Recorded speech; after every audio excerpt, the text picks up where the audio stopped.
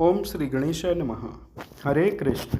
नमस्कार दोस्तों, आपका स्वागत है मेरे चैनल पर। पुरुषोत्तम मास महात्म्य अधिक मास महात्म्य अध्याय 11।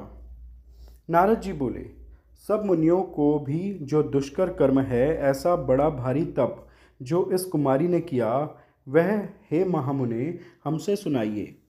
श्री नारायण बोले, अनंतर ऋषि कन्या ने भगवान शिव, शांत, पंचमुख, सनातन महादेव को चिंतन करके परम दारुण तप आरंभ किया।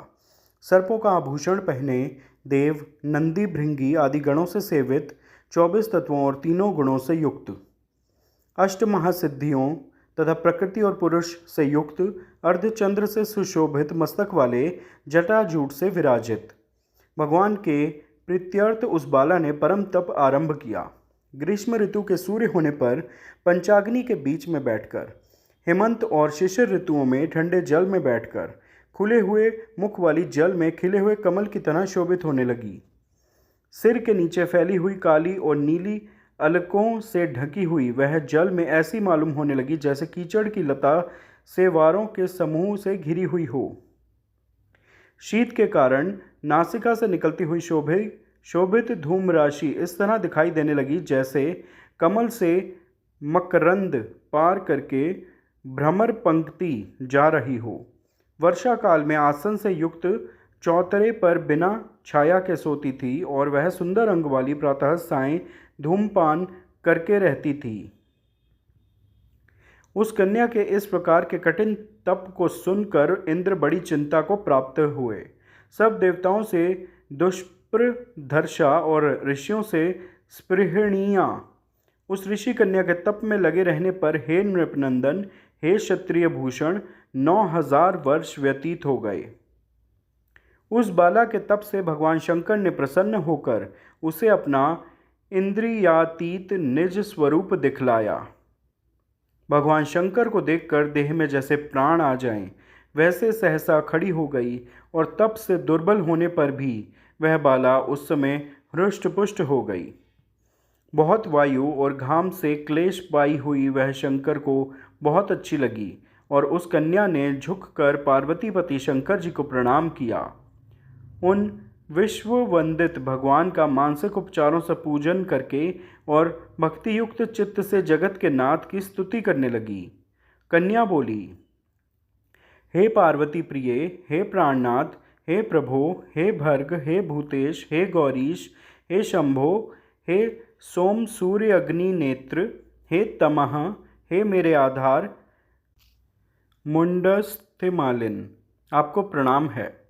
अनेक तापों से व्याप्त है अंगों में पीड़ा जिसके ऐसा, तथा परम घोर संसार रूपी समुद्र में डूबा हुआ, दुष्ट सर्पों तथा काल के तीक्ष्ण दांतों से डसा हुआ मनुष्य भी यदि आपकी शरण में आ जाए तो मुक्त हो जाता है।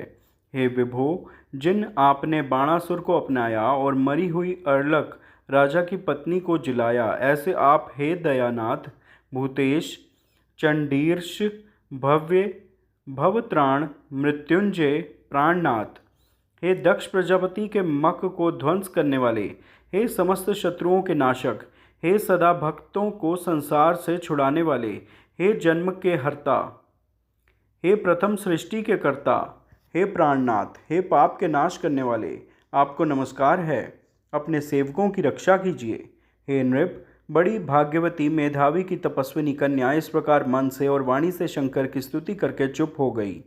श्री कृष्ण बोले, कन्या द्वारा की हुई स्तुति सुनकर और उसके लिए हुए उग्र तप से प्रसन्न मुख कमल सदाशिव कन्या से बोले, हे तपस्विनी, तेरा कल्याण हो, तेरे मन में जो अभिष्ट हो वह वर तू मांग। हे महाभागे, मैं प्रसन्न हूँ, तू खेद मत कर। ऐसा भगवान शंकर का वचन सुन वह कुमारी अत्यंत आनंद को प्राप्त हुई और हे राजन, प्रसन्न हुए सदाशिव से बोली। कन्या बोली, हे दीनानाथ, हे दया सिंधु, यदि आप मेरे ऊपर प्रसन्न हैं तो हे प्रभु, मेरी कामना पूर्ण करने में देर न करें। हे महादेव, मुझको पति दीजिए, पति दीजिए, पति दीजिए, मैं पति चाहती हूँ, पति दीजिए, मैंने हृदय में और कुछ नहीं सोचा है। वह ऋषि कन्या इस प्रकार महादेव से कहकर चुप हो गई। तब वह सुनकर महादेव जी उससे बोले। शिव बोले, हे मुनि कन्यके, तूने जैसा अपने मुख से कहा है वैसा ही होगा, क्योंकि तूने 5 बार पति मांगा है। अतः हे सुंदरी, तेरे 5 पति होंगे, और वे पांचों वीर, सर्वधर्मवेत्ता, सज्जन, सत्य पराक्रमी, यज्ञ करने वाले, अपने गुणों से प्रसिद्ध, सत्य प्रसिद्ध, जितेंद्रिय, तेरा मुख देखने वाले, सभी क्षत्रिय और गुणवान होंगे। श्री कृष्ण बोले, ना तो अधिक प्रिय ना तो अधिक अप्रिय। ऐसे महादेव के वचन को सुनकर बोलने में चतुरा कन्या झुककर बोली। बाला बोली, हे गिरिजाकांत सदाशिव, संसार में एक स्त्री का एक ही पति होता है, अतः 5 पति का वर देकर लोक में मेरी हंसी ना कराइए। एक स्त्री 5 पति वाली ना देखी गई है और ना सुनी गई है। हाँ, एक पुरुष की 5 स्त्रियां तो हो सकती हैं। हे शंभो, हे कृपानिधे, आपकी सेविका मैं 5 पतियों वाली कैसी हो सकती हूँ? आपको मेरे लिए ऐसा कहना उचित नहीं है। आपकी सेविका होने के कारण जो लज्जा मुझे हो रही है वह आप अपने को ही समझिए। कन्या का यह वचन सुनकर शंकर जी पुनः उससे बोले। शंकर जी बोले, हे भीरू, इस जन्म में तुझे पति सुख नहीं मिलेगा। दूसरे जन्म में जब तू तपोबल से बिना योनि के उत्पन्न होगी, तब पति सुख को भोग कर अनंतर परम पद को प्राप्त होगी, क्योंकि मेरी प्रिय मूर्ति दुर्वासा का तूने पहले अपमान किया है। हे सुभ्रु, वह दुर्वासा यदि क्रोध करें तो तीनों भुवनों को जला सकते हैं, सो तूने अभिमानवश ब्रह्म तेज का मर्दन किया है। जिस अधिक मास को भगवान कृष्ण ने अपना ऐश्वर्य दे दिया, उस भगवान के प्रिय पुरुषोत्तम मास का व्रत तूने नहीं किया। मैं ब्रह्मा आदि से लेकर सब देवता, नारद आदि से लेकर सब तपस्वी जिसकी आज्ञा सदा मानते चले आए हैं, हे बाले, उसकी आज्ञा का कौन उल्लंघन करता है? लोक पूजित पुरुषोत्तम मास की दुर्वासा की आज्ञा से तूने पूजा नहीं की। हे मूढ़े, हे द्विजात्मजे, इसीलिए तेरे 5 पति होंगे। हे बाले, पुरुषोत्तम के अनादर करने से अब अन्यथा नहीं हो सकता है। जो उस पुरुषोत्तम की निंदा करता है वह रौरव नरक का भागी होता है। पुरुषोत्तम का अपमान करने वाले को विपरीत ही फल होता है। यह बात कभी अन्यथा नहीं हो सकती है। पुरुषोत्तम के जो भक्त हैं वे पुत्र, पौत्र और धन वाले होते हैं, और वे इस लोक को तथा परलोक की सिद्धि को प्राप्त हुए हैं, प्राप्त होंगे और प्राप्त हो रहे हैं। और हम सब देवता लोग भी पुरुषोत्तम की सेवा करने वाले हैं। जिस पुरुषोत्तम मास में व्रत आदिक से पुरुषोत्तम शीघ्र ही प्रसन्न होते हैं, उस सेवा करने योग्य मास का हे सुमधम्य, हम लोग कैसे ना भजें।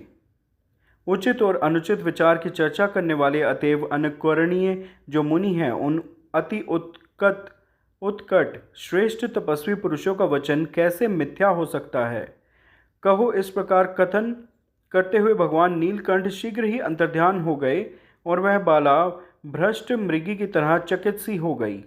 सूत जी बोले, हे मुनीश, रेखास दृश्य चंद्रमा से युक्त मस्तक वाले सदाशिव जब उत्तर दिशा के प्रति चले गए, तब वृत्तासुर को मारकर जैसे इंद्र को चिंता हुई थी, उसी प्रकार मुनिराज की कन्या को चिंता बाधा करने लगी। इति श्री बृहन्नारदीय पुरुषोत्तम मास महात्म्य 11वां अध्याय समाप्त। आप सभी प्रेम से मेरे साथ बोलिए, श्रीमन्नारायण नारायण हरि हरि, भजमन नारायण नारायण हरि हरि। कृपया इस वीडियो को लाइक व शेयर करें व चैनल सब्सक्राइब करें। धन्यवाद। हरे कृष्ण।